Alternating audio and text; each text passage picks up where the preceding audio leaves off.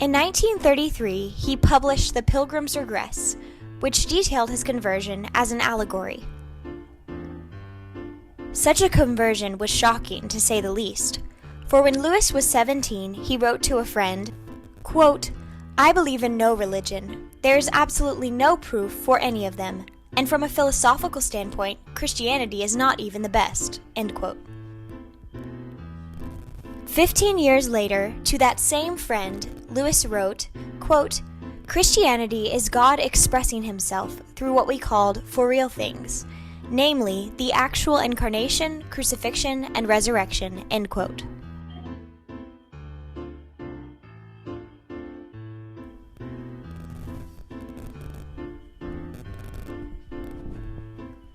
In April of 1940, the weekly meetings of the Inklings began.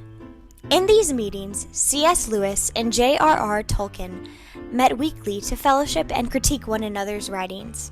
The Inklings eventually grew to include 19 men, critiquing such influential works such as the Lord of the Rings trilogy and the Screwtape Letters.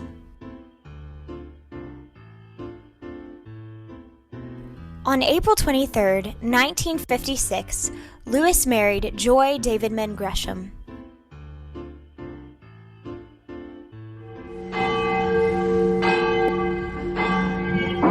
The two were happily married until 1960, when Joy died of breast cancer.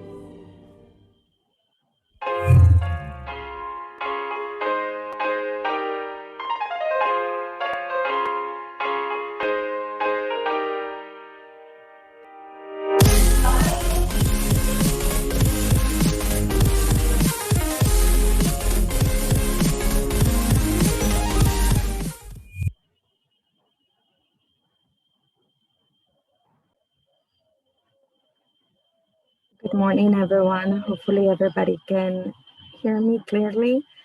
Sorry for the inconveniences at the beginning. I know you were in the waiting room a little bit, but there's some issues right now. So if throughout the class I have some type of inconvenience, I would like you to please bear with me, and I will try to solve them as soon as I can. But, just again, good morning, everyone. Welcome. Hope everybody is having a good morning.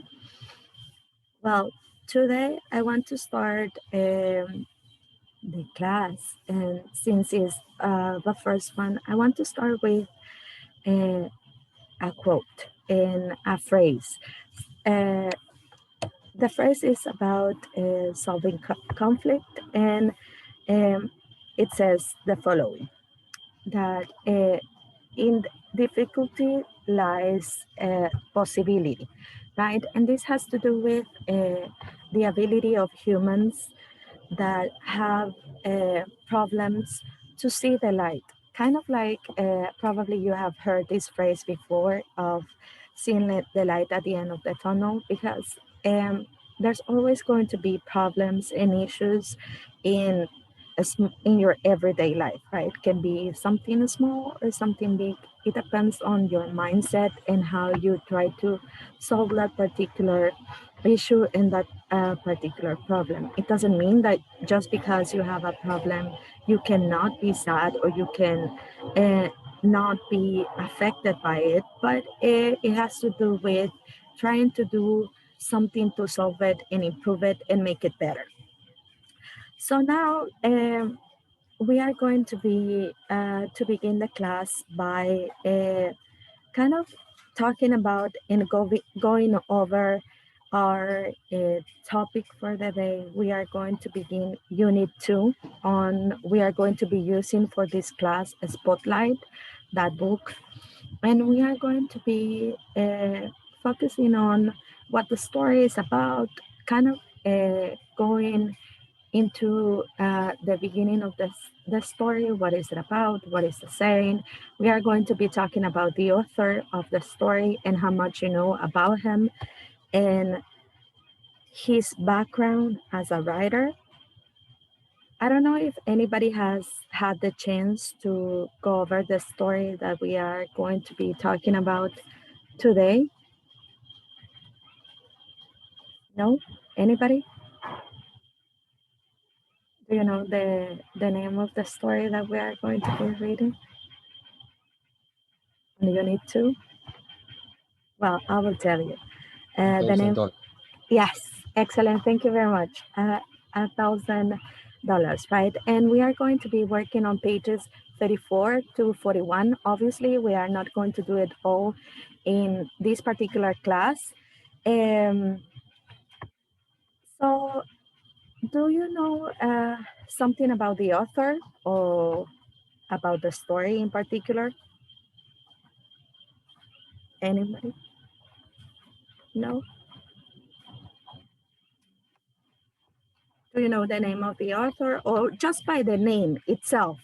Probably you haven't heard anything about the story, but just by the name of the story, do you have an idea of what the story is going to be about? Do you think it's going to be, just because of the name, $1,000? Do you think it's going to be about money, or do you think it's just a name? It has nothing to do with money? Tell me.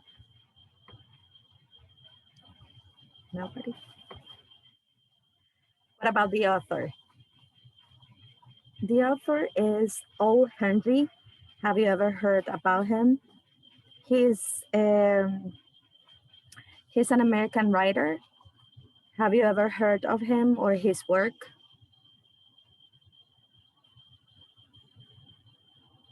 No? Okay.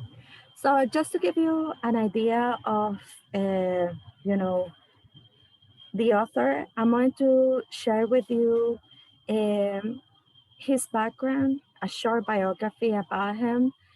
And I want you to, it's a video, it's a very short video, and we are going to watch it. And at the end of it, I want you to give me your opinion, and more than opinions, like what was interesting about his life, or what facts were you able to get just by giving you a glance of his life, because obviously we are just going to be kind of watching a very short video with a few uh, important facts about him. So that's what we are going to. Give me a second and I'm going to start sharing.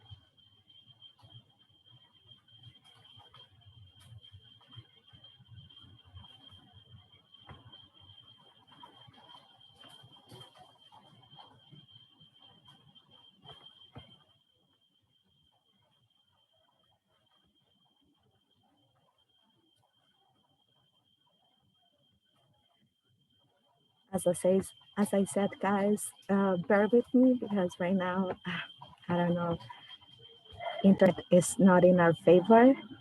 So it's taking a little bit of time for me to start sharing and for the video to upload.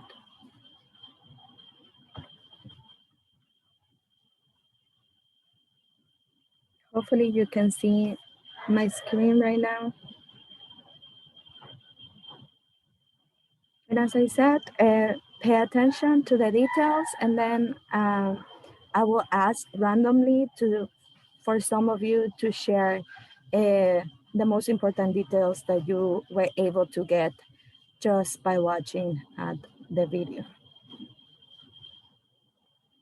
Sorry guys, but I think the internet is not helping. So as I said, bear with me just a second. I'm going to stop again, restart. Maybe that will help.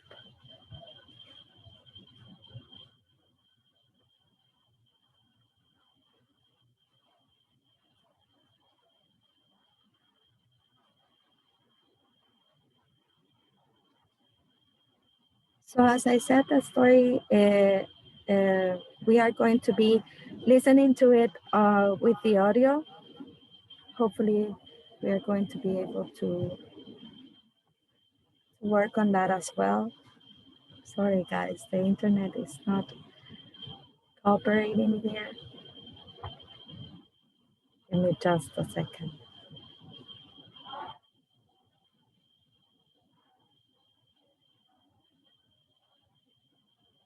Are you able to see my screen while that video? No. Okay. No, teacher. Sorry guys, I'm doing my best, but and just to give you an idea, you know, this American author, obviously, O. Henry, it's kind of like his writer's name, right? This his actual name, we will see it in a minute. I think I can share the video now, so I'll try. I won't enhance the screen because I don't want to interfere with the possibility of you watching it. Here it is. So it's not a long video, so please make sure that you pay attention to the details, as I said, and if you have any questions or any doubts about it, we can talk about it later.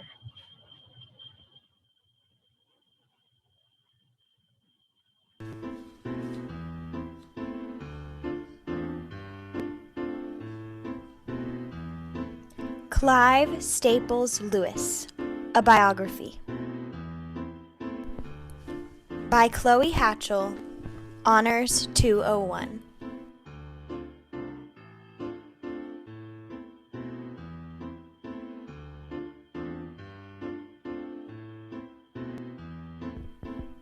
Clive Staples Lewis was born on November 29, 1898, in Belfast, Ireland. Known for famous written works such as the Chronicles of Narnia series, Mere Christianity, and The Great Divorce, Lewis taught English literature at Oxford University until 1954, when he became the chair of medieval and Renaissance literature at Cambridge University. Known for writing over 30 books with Christian themes, Lewis actually was a staunch atheist for many years.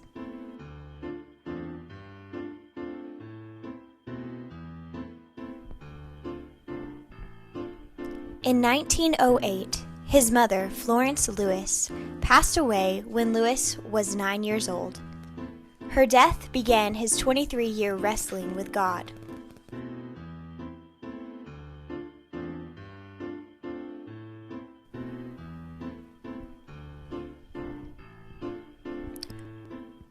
Receiving a solid education, Lewis was highly intellectual, reading various philosophies and exploring many theories regarding science and religion. Lewis was a dedicated atheist until 1929, when he finally became a theist. Lewis wrestled for 2 more years before converting to Christianity in September of 1931.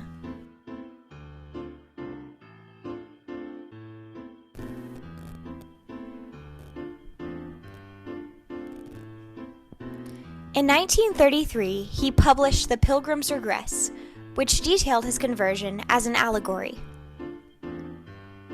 Such a conversion was shocking, to say the least, for when Lewis was 17, he wrote to a friend, quote, "I believe in no religion. There is absolutely no proof for any of them, and from a philosophical standpoint, Christianity is not even the best." End quote.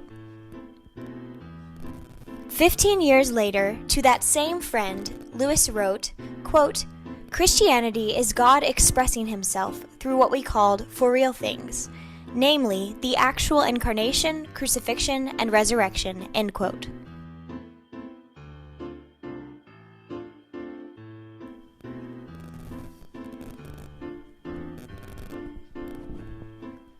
In April of 1940, the weekly meetings of the Inklings began.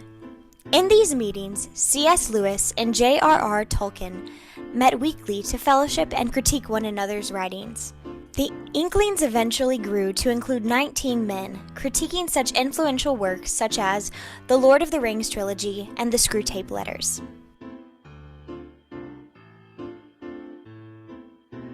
On April 23, 1956, Lewis married Joy Davidman Gresham.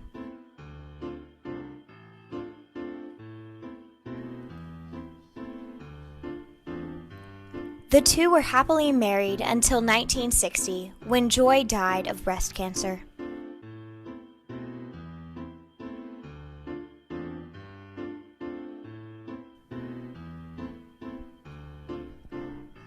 On November 22, 1963, C.S. Lewis died of kidney failure, having written over 30 books and becoming one of Western society's most influential individuals.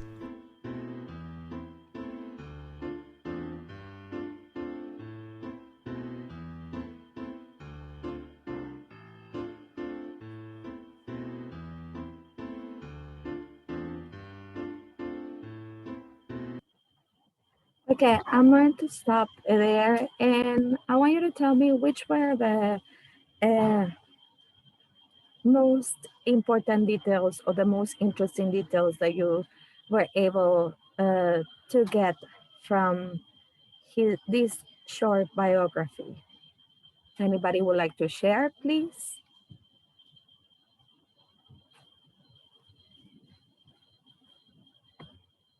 What were the most important details that you were able to get from his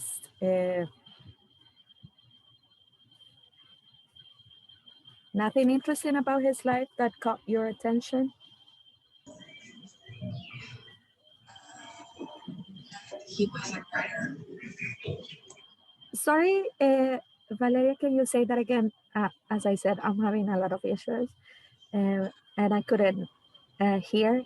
So go ahead and say it again. Was a writer. Yes, right. He was well, as anybody. Thank you for your participation. He was an avid writer, right? He was able to during his life he accomplished a lot, as you were able to see. And this is one of the authors, right? We are still missing one, as I was saying on Herndey.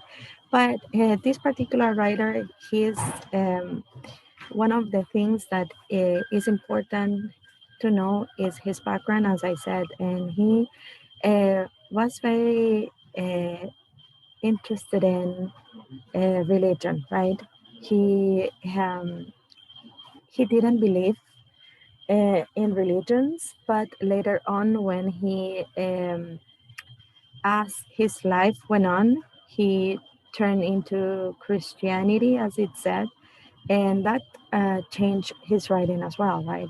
But then his life changed again, and his way of writing as well. So by just taking a look at this writer in this background, what else can you tell me that caught your attention? No, nothing interesting.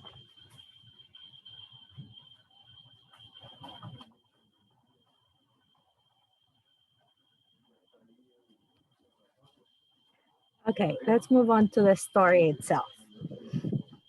And the story is called $1,000. Now, I have a question. How many things can you buy, or what things can you give me examples of things that you can buy with $1 in this country today? Are you able to buy a lot of things with $1 here or everywhere in the world? What can you buy with $1?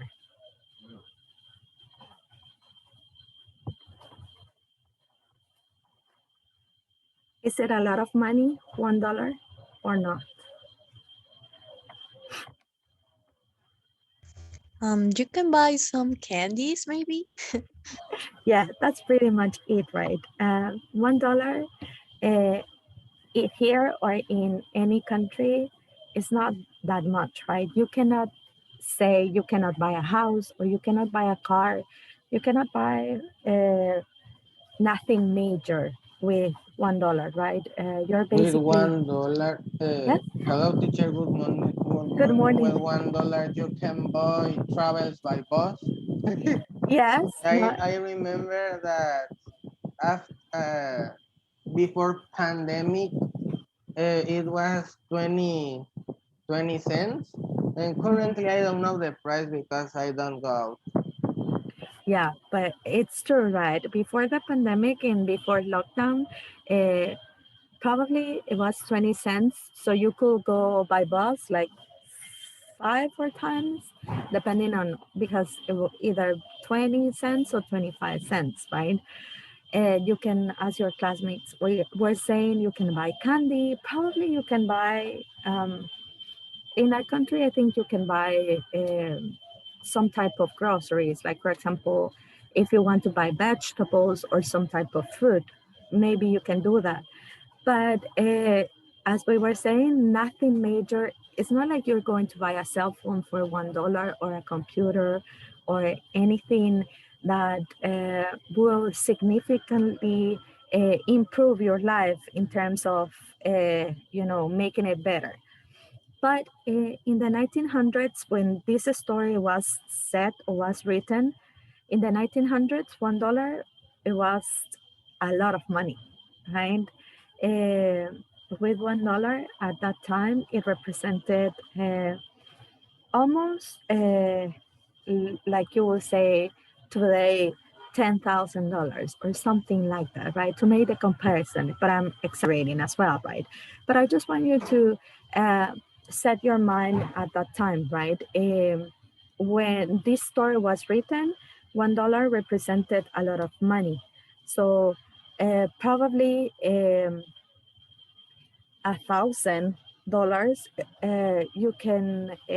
you could buy a lot of things. It's like today, right? If you want to buy a car, if you want to buy a house, it goes, you have to go to the thousands, right? You have to, if you want to buy a house, probably it's going to cost 100,000. If you want to buy a car, you have to have at least $7,000 or $5,000.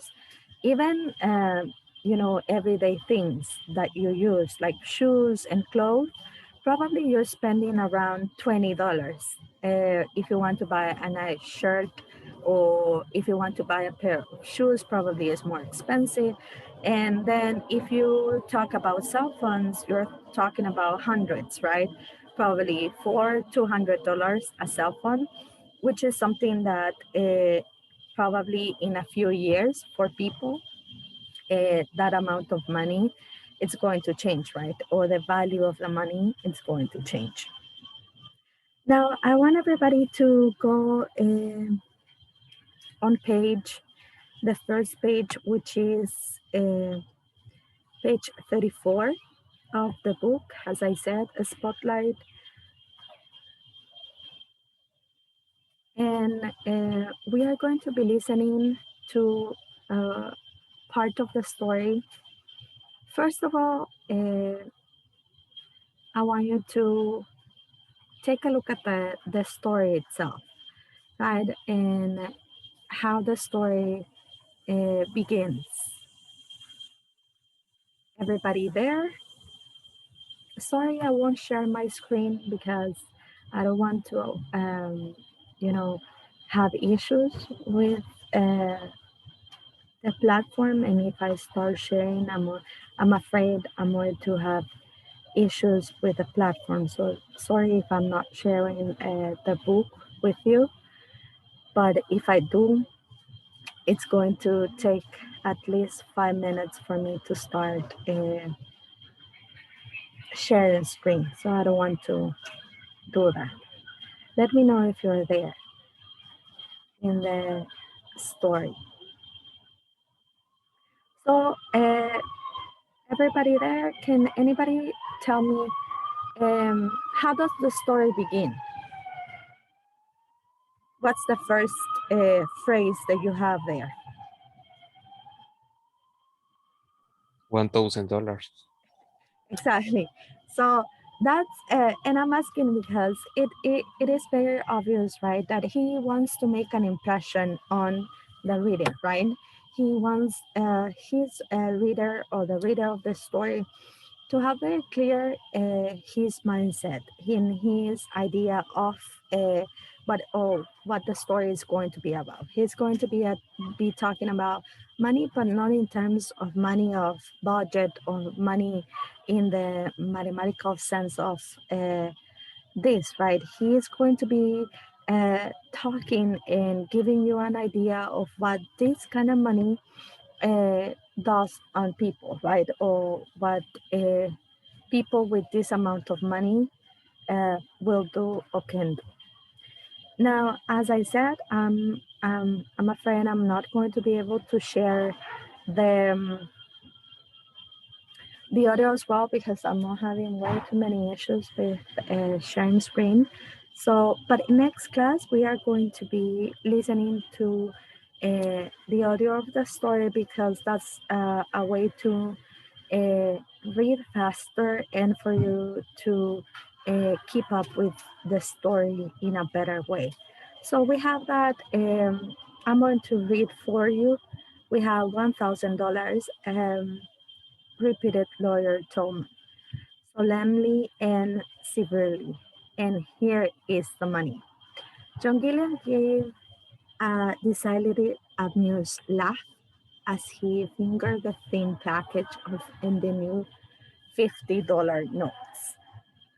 So again, if you can see, we are going to, the story is set, or we are talking about money, but how money is going to affect people, right? So pay attention to the characters because at the end of this page, I want you to tell me, kind of like give me a summary of what you understood and what you were reading.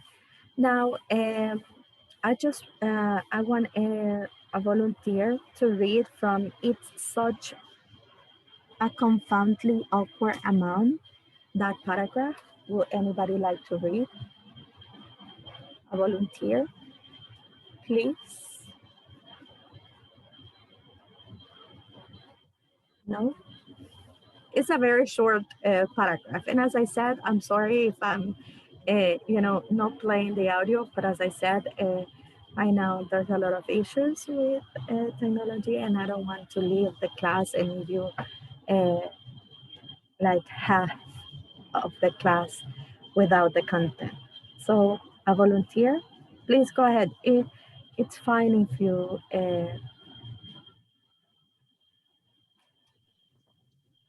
What page, teacher, of the spoiler? Page page 34. That part, 34. yes, 34. Okay.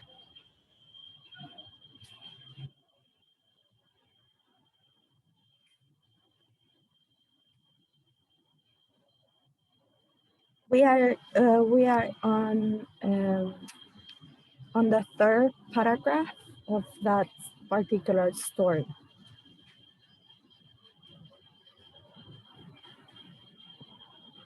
Okay, I want to read. Okay, go ahead. Thank you very much. Well, $1,000 by O. Henry. This is the beginning, no? Yes, it is. Go ahead. We can hear you clearly. $1,000. Prepared lawyer Tolman, solemnly and surely. And here's the money. John Gillian gave a decidedly amused laugh as he fingered the thin package of new $50 notes. It's such a confoundedly aware amount, he explained genially to the lawyer. It had been 10,000 a fellow might wind up with a lot of fireworks and looking to credit. Even $50 would have been less trouble. You heard the reading of your uncle's will. Continue lawyer Tolman professionally dry in his tones. I don't know if you paid much attention to its details. I must remind you of one. You are required to render to us an account of the manner of expenditure of his $1,000 as soon as you have disposed of it. The will stipulates that. I trust that you will so far comply with the late Mr. Gillian's wishes. You may depend upon it, said the young man politely, in spite of the extra expense it will entail. I may have to engage a secretary. I was never good at accounts. Gillian went to his club. There he counted out on whom he called Old Bryson. Old Bryson was calm and forty and sequestered. He was in a corner reading a book, and when he saw Gillian approaching his side, laid down his book, and took off his glasses. All rise and walk up, said Gillian. I have a funny story to tell you. I wish you would tell it to someone in the billiard room, said All Bryson. You know how I hate your stories? This is a better one than usual, said Gillian, rolling a cigarette. And I'm glad to tell it to you. It's too sad and funny to go with the rattling of billiard balls. I've just come from my late uncle's permanent courses. He leaves me $11,000. Now, what can a man possibly do with $1,000? I thought, said Albright, showing as much interest as a bee shows in a vinegar crepe, that the late Septimus Gillian was worth something like half a million. He was, assented Gillian, joyously, and that's where the joke comes in. Uh, I stopped, teacher, or I can Yeah, continue. yeah. No, yes, that's fine. Excellent. Because we are going to stop there because that's where the first part finishes. But as you see in the story, we can see how the author is portraying all of the characters, right? He's giving you an idea of how money um, kind of, as I said before, affects or people's personality as well as how people react to situations.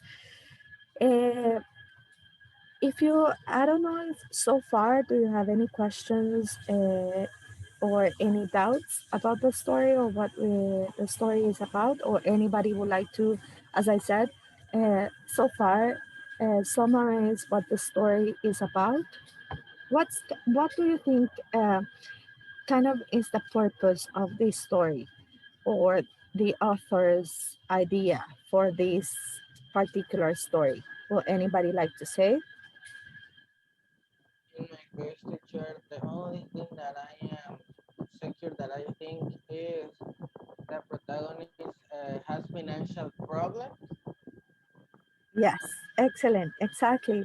Yeah, right. The main character of the story um, is being presented from the beginning by having financial problems, right? He's having economical problems, and he's having to use different alternatives to try to solve his problem. And this is how the whole story is going to move on from this page forward, right? We are going to be reading about how the main character is going to continue having financial problems and how he's going to try to solve it and the consequences of him trying to solve his problems. So we are going to stop here. Next class, as I said, we are going to continue with this story. And hopefully, next class, I'm going to be able to play the audio. As I said today, uh, thank you for participating and helping me. It was a great, great reading. And if you have any questions or any doubts, please, this is the moment. I know we didn't, we just went over the author and the first part of the story. But if you have any questions or any doubts, please go ahead and ask.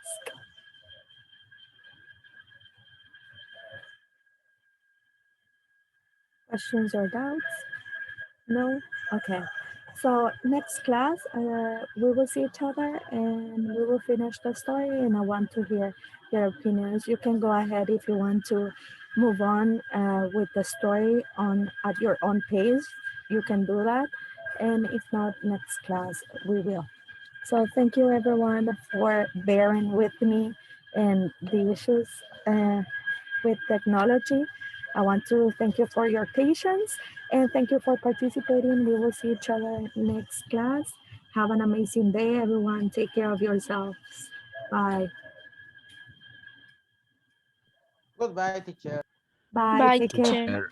Bye. Take care of Hi, yourself. teacher. Bye, teacher. Have a Bye. Bye, nice teacher. day. Thank Thank you. you. You too. Have Bye, everyone have a teacher. blessed day. Bye, teacher. Bye.